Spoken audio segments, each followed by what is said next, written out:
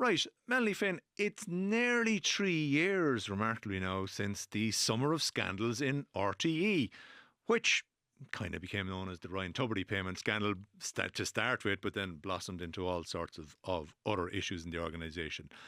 Ryan Tubridy departed from RTE, departed from Ireland, went across the Irish Sea to London for a couple of years after that, in the wake of that saga. But now he's very much back. So why are we seeing so much of him in recent weeks? In recent weeks, he's had some huge life events. He got married to his long-term partner, Dr. Claire Kabametu. But in more recent times, he filmed an excerpt for the Assembly Ireland for Virgin Media. So it's a great format. It's a UK format where they take neurodivergent people and they get them to quiz very high profile celebrities. So he has gone out, as the media term is, on loads of platforms. He's done, I think, 4 newspaper interviews. He did a slot on Virgin Media on Ireland AM. And then, of course, he did the very high profile radio interview with Miriam O'Callaghan on Sunday morning. Yeah, and as he said, that was his first trip back into RTE. He's also basically using it as an opportunity to give a stock take of where he is at. He's doing both. And he said that on Miriam as well. It's his time to tell his story. You know, a few years have gone by and he feels he wants to clarify a few things and put aside his perspective of how those events unfolded that came to be known as the payment scandal. So I was just glued. I mean, it was such compelling listenership. How did he come across? Interesting question. I've known Ryan Tubridy years. I've interviewed him so many times. I thought personally he seemed ill at ease. He seemed rattled. He said it was lovely to be back in RTE and he parked his Fiesta, I believe he said, in the car park as usual. And he thought it might be triggering, but it wasn't. And I have to take hats off to Miriam O'Callaghan. That cannot be easy, interviewing a former colleague. You would have built up a personal relationship over the 25 years he would have been there. And it must have been so hard and so stressful for her, especially to do it live. I mean, Miriam's show is huge. It's over 300,000. So she would have been there to ask the questions that the public wants answered, but also those of her own colleagues. She didn't shirk away from any hard questions. So listen, in terms of his life, how did he get on in London, or how is he getting on in London? Because he's still working between Dublin and London at this stage. So he went to Virgin Radio.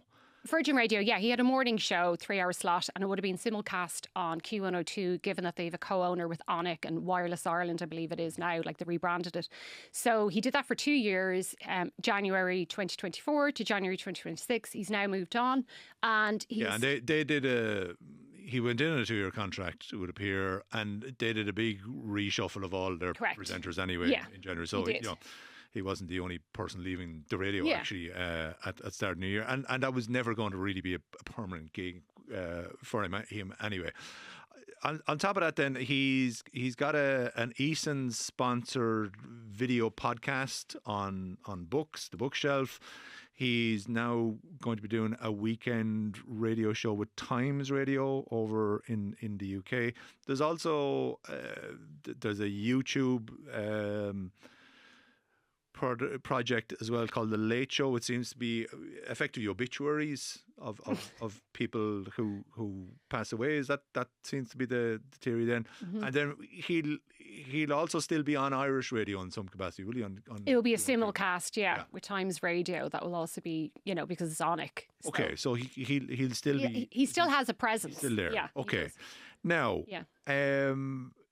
obviously not as high profile. I mean, he went from being 3 years ago, he'd just stepped down from the Late Show.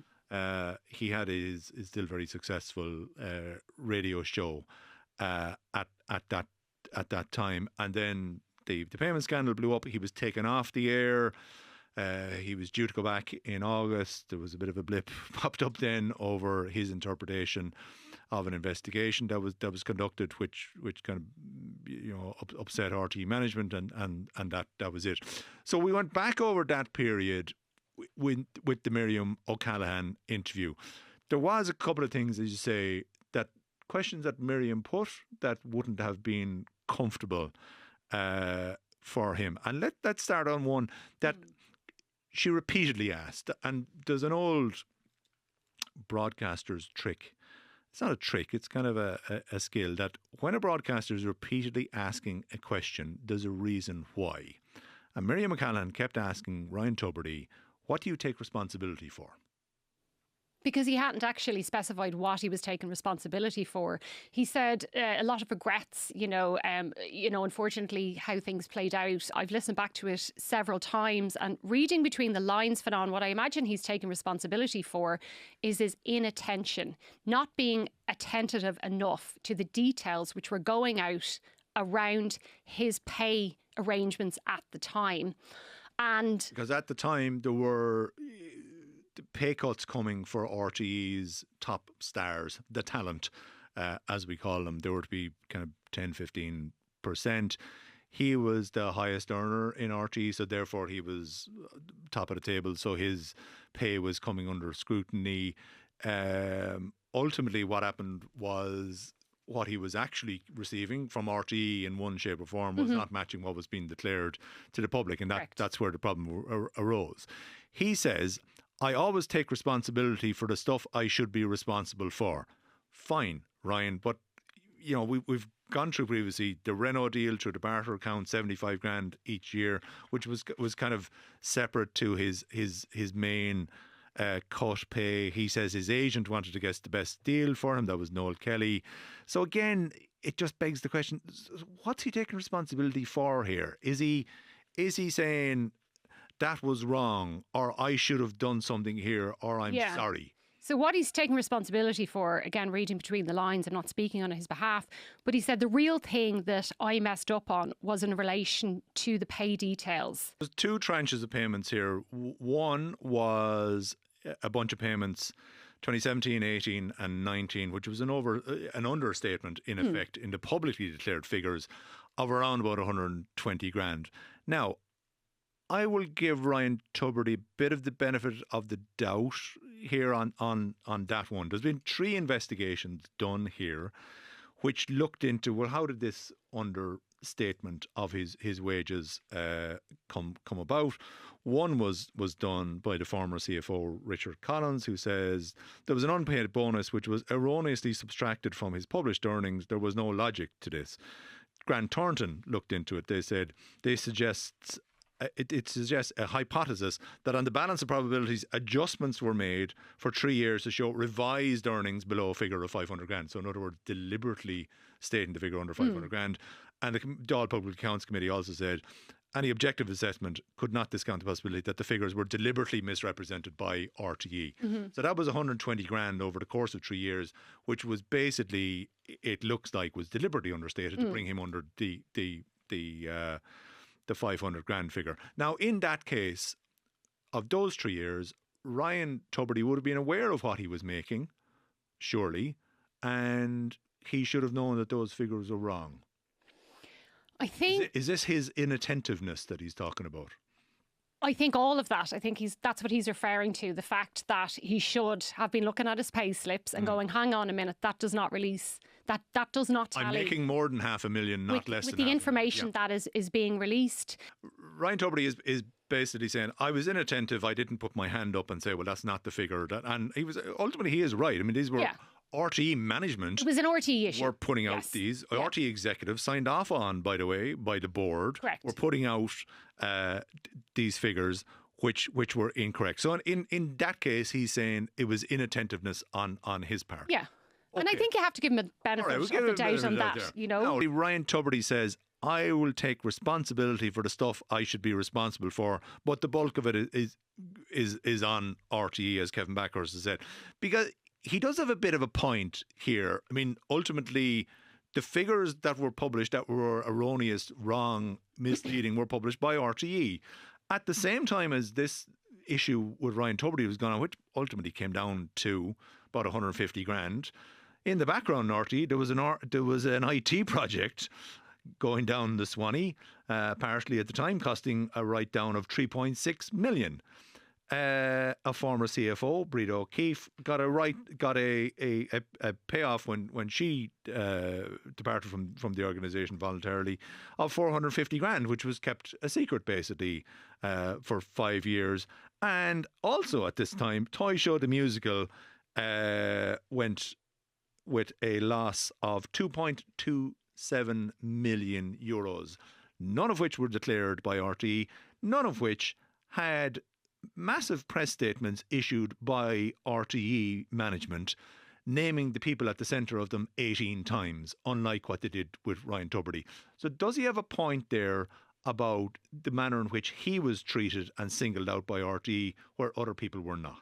I mean, there is absolutely an argument to be made that he became the scapegoat for what happened. And he said there was loads of things leading up to that. You and I both know that, you know, before the proverbial hit the fan. I think absolutely he's got a point there. But then I would also argue back, I don't know any of those other presenters on the top 10 list who declined to take that 15% pay cut. Do you? Or who somehow an arrangement was made such that they 100%. They didn't have to. Yes, okay. yes, yeah. All right. So let's talk about Ryan Tubridy now, because he talks about how happy he is in life. He's gone through a difficult period and come out through the end of it. His career has gone in a different direction. He's got married, so life is very different for him. But Irish radio has gone through the biggest shake-up in 25 years, basically, in recent weeks. And Ryan Tubridy hasn't featured in that whatsoever. Why? Why did RTE nor Newstalk seek to bring him back in from the cold? Well, there's nowhere for him to go in RTE. You know, that schedule is fixed, and they've done a great job, particularly with, say, the morning schedule. Kieran Cuddihy seems to be great. You know, the drive time sports show. That's fixed now for the next, you know, maybe the next 5-6 years, depending on the contracts that they've signed. Newstalk have just done their, you know, there's nowhere to go. I wouldn't say he's inexpensive, Ryan Tubridy. You know, he comes with a breadth of experience. And I suppose to me that is the real tragedy, you know, because he had built up such a loyal listenership and such a huge fan base. He's immensely likeable as a person. He's great crack. You know, I would have interviewed him loads of times. And there is I suppose, a kind of a sadness to the way his legacy is played out now. If you walk through the corridors of RTE, there used to be a large presentation where his outfits from the toy show were all lined up with big photos from those toy shows. Yeah. They were all removed in the summer of 2023. Yeah.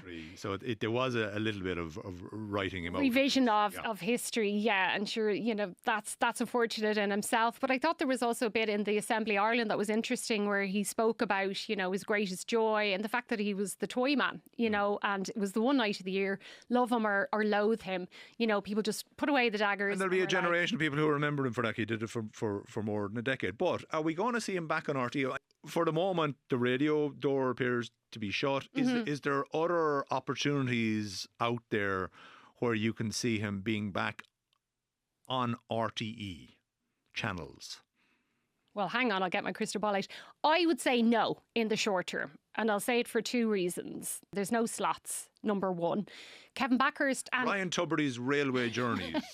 Ryan Tubridy's best books to read on railways. Ryan Tubridy's The Beatles. Kevin Backhurst has always said the door, you know, is open. And, you know, a source said, like, if he came to Kevin with a project tomorrow, it would be like Joe Bloggs or anyone else going to him with a project, you know, pitching, for example. You know, they have a budget for independent productions, for example. But I remember being out in RTE covering the protest, you know, shortly after this whole scandal broke. And RTE staff, they were naturally angry because there was this idea that we're all in this together, we're all going to take the pain, we're all going to come out of it the other side, we're a team, etc. But that wasn't the case. There was very much an us and them mentality. You know, it was a tale of two cities, as the Oireachtas committee meeting heard. And they felt really let down. And also the fact that he was such a high profile, well-paid presenter, and then there was a secret deal going on. Granted, he didn't know the machinations of it, and he admitted that he should have been more aware of it. But I'm not sure people watching or listening to him feel a genuine sense of remorse